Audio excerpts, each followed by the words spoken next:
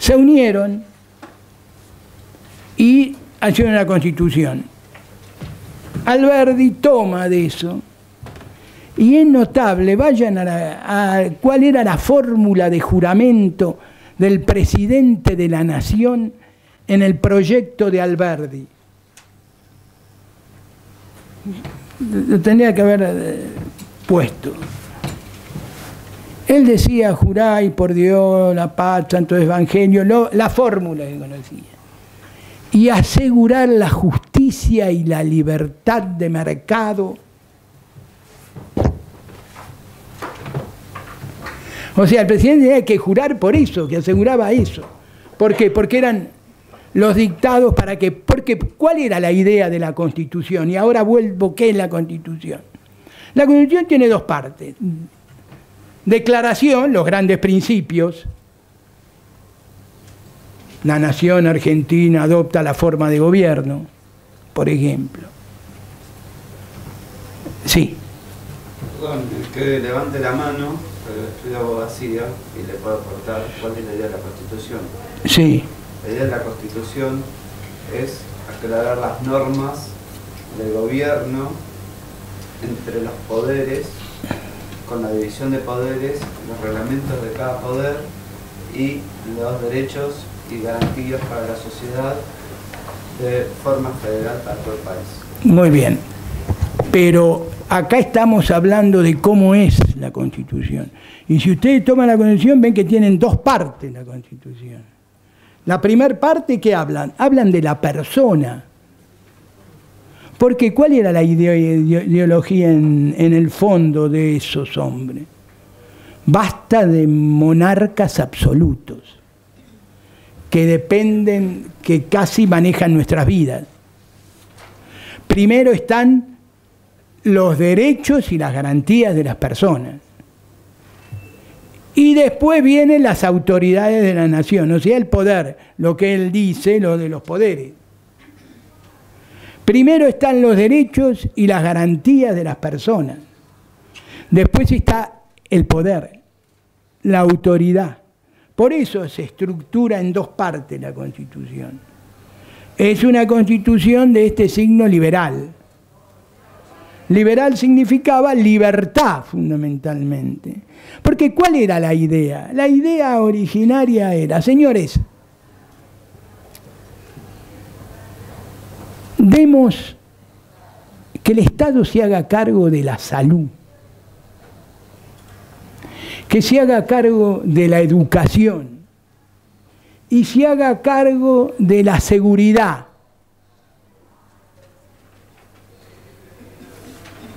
¿Los cumplen los estados actuales de estas tres cosas? Entonces, que el Estado que educa, que hace que la persona sea sana, y que pueda andar por la calle tranquilo sin que ningún autoritario le cuarte la libertad, pueda desarrollar sus potencialidades y en un marco de libertad de economía pueda desarrollar sus potencialidades y crear y producir. ¿Por qué? Porque en la medida que produce, el Estado le cobra impuestos y con esos impuestos mantiene el Estado. Esa es la idea originaria. ¿Entienden? Lamentablemente el Estado no da seguridad en lo que es suficiente. Vemos el espectáculo, lamentable. La salud. Están las prepagas y hay que recurrir a todos esos lugares que tendría que tener el Estado. Y esto no es ni socialismo, ni comunismo, ni marxismo. Esas son las ideas y los principios liberales básicos, fundantes de los Estados. Y tiene que dar educación. Sí. Sí, el concepto de la Constitución original, al decir de algunos biógrafos de Sarmiento, era que el concepto de persona era muy limitado. Es decir, el hombre que no podía leer ni interpretar la Constitución no era digno de ser beneficiado con digamos, las pautas normativas. Claro. Incluso el concepto era un concepto patrimonialista, o sea, las leyes regían para el hombre que trabajaba tal como lo decía la doctora Hayton en la presentación del Código Civil. Es decir, era una constitución que tenía el concepto de persona muy restringido y la participación en ese momento democrática todavía tenía muchos resabios de la monarquía. De hecho, el Palacio de Tribunal, la Corte Suprema te remiten a la monarquía, ¿no? Todo es un proceso. Claro. Todo es un proceso. No es lo mismo hace 200 años que ahora. Estaba el voto censatario. Sí. O sea, la Revolución Francesa, que es un espectáculo, que eso es apasionante, porque pasan por todos los estadios y sirve para todas las ideologías el proceso de la Revolución Francesa. Una de las conquistas fue hacer el voto universal. O sea, el voto para todos. Lo que pasa es que la educación, por eso se instaba la educación, porque la educación era para pocos. Sí, a ver, quiere... Sí. Yo leí una vez una nota que hiciste sobre el liberal y liberalismo, ¿no? Sí, a ver. Con respecto a lo que hablábamos recién, la Constitución tiene ese tipo de cosas en la antigüedad. Es más, cuando se hace la primera sesión del Senado, que fue el diario de sesiones de 1822, el primer decreto, o sea, separa a la gente como si fueran los sirvientes. No habla de la gente trabajadora, habla de los sirvientes. No depende de los derechos, no habla de los derechos y garantías como el artículo que hay hasta el 42. Y eso se va cambiando cuando eran las Provincias Unidas del Río de la Plata, y son todos decretos parlamentarios de esa época. Se vienen cambiando del 22, 48, 54, 55, 62, 67 y después pasa a 1890. En la época que se hace la Constitución ya estaban sesionando y estaban, ¿cómo se llama? En parte, como decimos, discriminando a la persona, ¿sí? Por el tema de la educación. Y hay más en la ¿cómo se llama? La del 94, la Constitución. Hay artículos que no se han cambiado, que siguen hablando de pesos fuertes, como se hicieron en esa época. Claro. O sea que arreglamos algunas cosas y nosotros nos quedamos en el tiempo. Y porque son todo... una cosa complementaria. Sí, de hecho, la Constitución del 53 prevé no ser reformada antes de 10 años y se reforma en el 60. ¿Sí? Para mí, quiere que le diga una cosa, es opinión personal mía. Es opinión personal mía. Acá, la Constitución del 53 no se cambió mucho, ni siquiera con la del 94. Porque los nuevos derechos que se llaman son derechos ambientales, esos derechos no individualizados. Son derechos fíjense, derechos de la competencia, habla el artículo. Derechos del medio ambiente, derechos del consumidor. O sea, son los derechos que llaman de tercera generación. En la Constitución hubo 3 tiempos, no me quiero adelantar. La del 53, principios liberales censatarios, o sea, como dice usted, pero con la idea ¿cuál es? Esta, pero la realidad es esta. La realidad es libertad para todo, pero la realidad ¿cuál es? Que hay tipos, en eso era Sarmiento, por eso hablaba de civilización y barbarie, que si bien ese era el objetivo, todavía no estaban dadas las condiciones, porque había muchos bárbaros. Para eso, educar y traer maestros y profesores. ¿Entienden? O sea, desde la mirada de críticos, se puede tener esa mirada crítica de Sarmiento. Pero también Sarmiento se trabajaba con la realidad histórica del momento. Es todo un tema, una discusión. Sí. Respecto de la reforma del 94, también me parece interesante pensar en el reglamento que decreta la reforma, que es inconstitucional. Y bueno, pues es un acuerdo político. Porque especifica que, o sea, no está en los términos que establecía la Constitución. Hicieron un pacto. Claro. Hicieron un pacto que la realidad era que el partido de gobierno quería poner un tercer senador y le daban la reelección al presidente. Vamos a decir la verdad como es. Ese era el fondo. Lo que pasa es que se hicieron cosas como todo Bien, porque el hombre es malo, pero no es tan malo. Entonces a veces hace cosas buenas. En una visión pesimista del hombre, ¿no? ¿Y por qué entonces lo hicieron al revés? No por la minoría y no por la mayoría. Bueno, pero bueno, miren, todo es política, todo es voto, métanselo en la cabeza eso. Miren esto, yo me acordé de esto y puse esto. Los grandes liberales de división de poderes estaban haciendo el reglamento de ese primer cuerpo deliberativo que tuvimos, que fue la Sala de Representantes de la provincia de Buenos Aires de 1822. Todos decían, no, poder ejecutivo a un lado, poder legislativo del otro, judicial del otro. Y en la minuta habían dos pillos, y uno era Juan José Paso, que ese estuvo en todas. Yo no hablaba de Juan José Paso. Y el otro era Manuel García. O sea, los personajes importantes en la vida parlamentaria son los presidentes de las comisiones. ¿Entienden? Esos son, porque es el motor la comisión. Y la comisión largó un proyecto. Estaban ellos, que eran tenían que presentar el proyecto, y miren lo que pusieron. La sala legislativa está compuesta de todos los representantes de la provincia y de los ministros del Poder Ejecutivo. Ya los colaban a los ministros. ¿Cómo? ¿No era el chamullo, para decirlo en criollo, que era todo bien distinguir la división de poderes? En la minuta le colaron, en el proyecto que presenta en el dictamen para tratar, por supuesto se lo bocharon. Pero los grandes, porque es el tema del poder. El poder y el amor vencen siempre. Amor en el sentido de amoríos, ¿no? Por eso Freud era extraordinario cuando él descubre el inconsciente y la pulsión sexual como realidades del hombre, ¿no?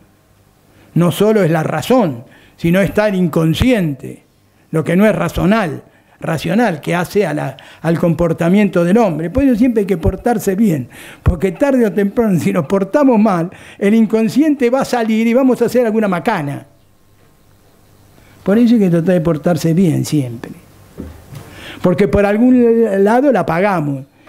¿Por qué le pegaba a ese chico o a ese cosa? Y el tipo por ahí, conscientemente, era la culpa, lo llevaba a realizar alguna determinada actividad que ni él pensaba.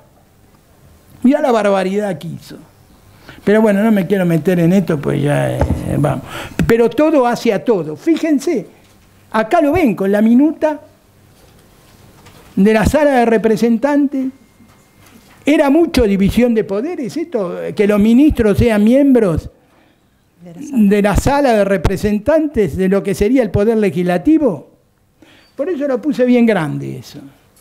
Le doy como una muestra, ¿no es cierto? Bueno. ¿Qué pasó con la fórmula al final? ¿Qué? Con la fórmula de juramento que pasó al final. La fórmula de juramento decía eso que le decía, que tenían que jurar por lo que sería la libertad de mercado también. Era un proyecto. Claro, no, es lo que Alberdi escribe en las bases, un libro de él, y formula un proyecto. O sea que nunca estuvo en vigencia. No, es el que tenemos nosotros, la Constitución, pero ya lo... ¿Por qué? Y eso es lo que le quiero decir a usted. Está bien, no podemos mirar la historia con los valores del presente porque la vamos a errar siempre. Querer mirar la historia con los valores del presente, la chingamos. Le preguntamos a nuestro bisabuelo qué piensan de las parejas gay y le van a decir nada más. Y que eran malos, unos malos tipos, unos degenerados, unos tipos que no tenían cariño de nada. No, eran los tiempos históricos que se vivía. Por eso lo del voto censatario. Está bien eso. Podían votar los que eran propietarios. Los otros no estaban educados todavía, sí. Puede preguntarle más cosas todavía.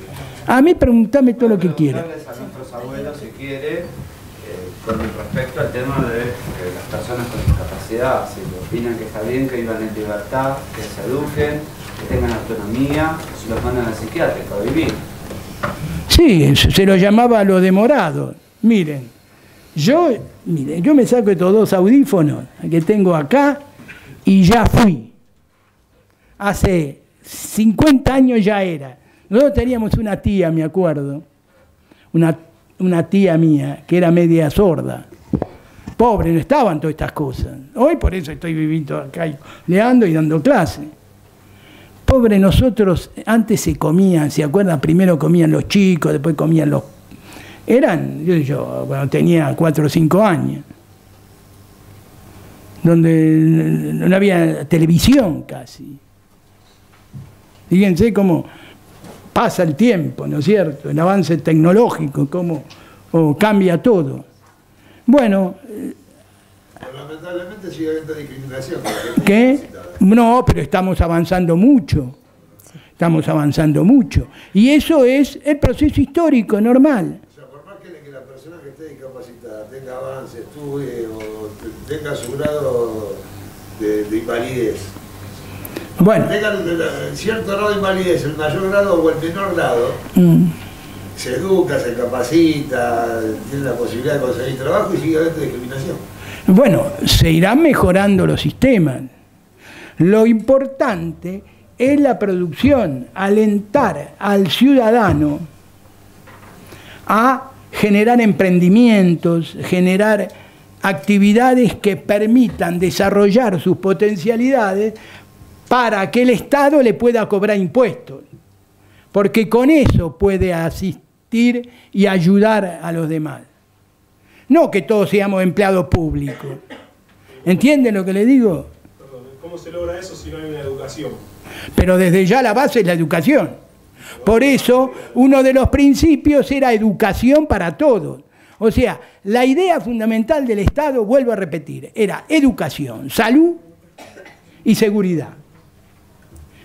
Desde ya en un marco político de división de poderes. Unos hombres harán las leyes, que serán los representantes del pueblo, otros las ejecutarán, el Poder Ejecutivo, y otros las aplicarán, que es el Poder Judicial. Esa era la base del tema. Así se pensó, como gran ideal. No es que existía. O sea, volvamos, miremos la historia según el tiempo histórico. No miremos la historia con los valores presentes, pues la vamos a chingar. Sí. El primer prócer que habló de la educación para el país, para que pueda progresar el país como país, fue Belgrano. ¿Qué? Ah, Belgrano desde ya. Un salario para que se ponga en colegio. Belgrano desde ya. Y San Martín, ¿eh? San Martín también. San Martín fue otro hombre que instó a la educación. Pregúntenle a los peruanos, entonces. La fundación de bibliotecas y de lugares cuando él fue autoridad. Porque se instaba, y más acá. Acá, nosotros porque nos creemos. Cuando asumió el Papa, ¿se acuerdan? El Papa argentino. Único caso que que hay argentinos que lo insultan. Tenemos el Papa argentino. Cuando él asumió, dijo, vengo en el fin del mundo, ¿se acuerdan? Porque éramos el fin del mundo. Hay que mirar el mapa nada más, donde estábamos. Éramos un páramo medio desierto. Por eso la Constitución habla de para todos los hombres del mundo que quieran habitar el suelo argentino. Libertad, libertad, libertad. Para todos los hombres del mundo que quieran habitar el suelo argentino. ¿Por qué habla de eso? Porque se necesitaba que venga gente. La tierra era un páramo, no había nadie.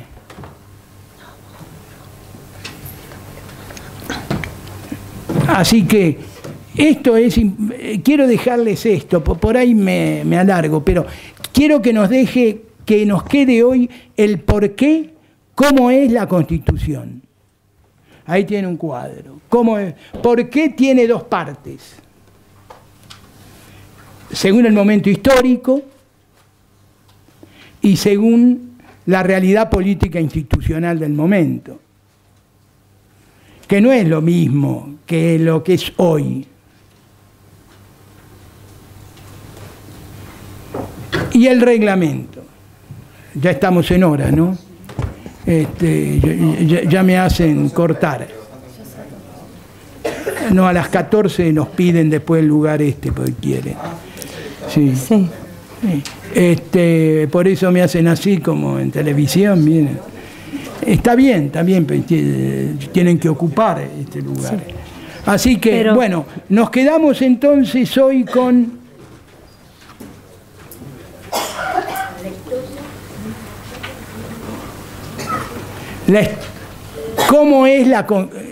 ¿qué es la Constitución? ¿Les quedó claro? ¿Cómo es la Constitución? ¿Les quedó claro? ¿Por qué es como es la Constitución? ¿Les quedó claro? ¿Y para qué es la Constitución? ¿Les quedó claro? Sobre la Constitución. Profe, una pregunta me quería ir. Primero según la historia, segundo... ¿Cómo? Primero era la historia, segundo era cuando dijo y el reglamento. ¿Por qué la Constitución tiene dos partes? Claro, porque primero pone a las personas. La historia. Sí. ¿Por qué? Porque estas constituciones, como les dije, de este carácter, vienen a rebelarse contra ¿quién? Contra el monarca absoluto. Fíjense, había un rey que decía, el Estado soy yo. Así terminó, lo colgaron, cortaron la cabeza, perdón. Monarquía absoluta. Sí. La Constitución la pusieron porque cuando tuvimos la Revolución de Mayo, previo a la Revolución de Mayo,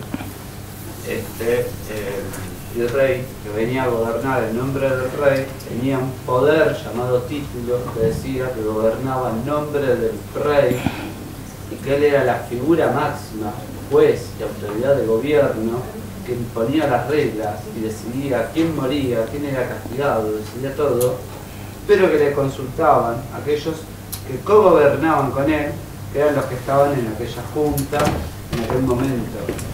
Bueno, fíjense que la Revolución de Mayo, primero quisieron hacer una trenza donde quedaba el rey como el capo, como el presidente de la primera junta de gobierno, pero se armó el lío y por eso el pueblo quiere saber de qué se trata. Y ahí es donde cambió la situación porque el primer proyecto de revolución fue el rey presidente de la Junta. ¿Por qué? Porque le tenía miedo un poco a qué podía pasar. Por eso San Martín dijo, y con esto termino, peleemos aunque sea en pelotas como nuestros paisanos los indios. Bueno, dejamos acá y nos vemos en la próxima vez.